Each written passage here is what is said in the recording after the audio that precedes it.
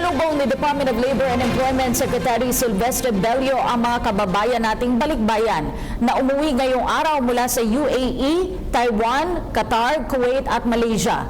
Binigyan ang mga ito ng token gift bags bilang bahagi ng New Year's OFW sa lubong ng ahensya. May ulat si Eunice Samonte live.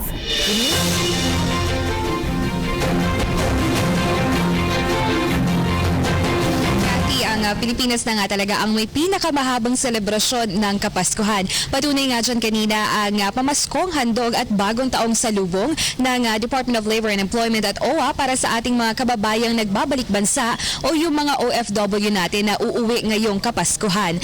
Kanina nga ay mangiyak-ngiyak ang ilan sa ating mga kababayang OFW na personal silang salubungin ni Department of Labor and Employment Secretary Silvestre Bello III sa kanilang pagbabalik dito sa Pilipinas. Umabot na rin kasi sa 1,500 ang bilang ng mga kababayan natin na nagbalik sa bansa mula sa UAE, Taiwan, Qatar, Kuwait at Malaysia.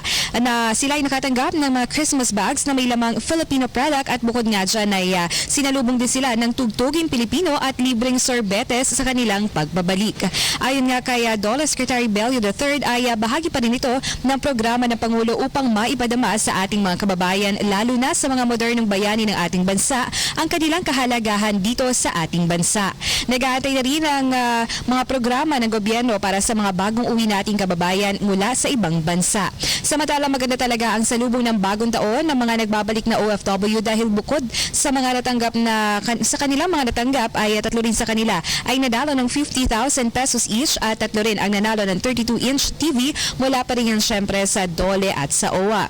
Nagsimula ang pagsundo ng OWA sa ating mga kababayang OFW noong December 19, 20, December 21, 22, 23 at December 26. Matatanda sa nakalipas na 6 na buwan sa ilalim ng Administrasyong Duterte ay umabot na sa 12,000 out of 15,000 distressed OFWs ang napauwi na ng bansa at nailipat na sa maayos na kumpanya.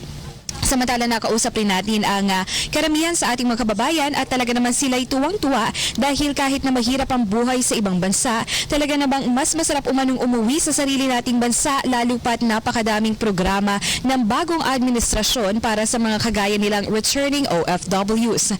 Karamihan nga sa mga ito ay matagal na rin hindi nakakauwi ng Pilipinas at anila ngayon lang sa kanilang mahabang taon na pabalik-balik sa ibang bansa, kanilang naranasan na salubungin mismo ng kawani ng gobyerno at ipadama sa kanila na talaga namang wala nang sasaya pa sa Pasko sa Pinas.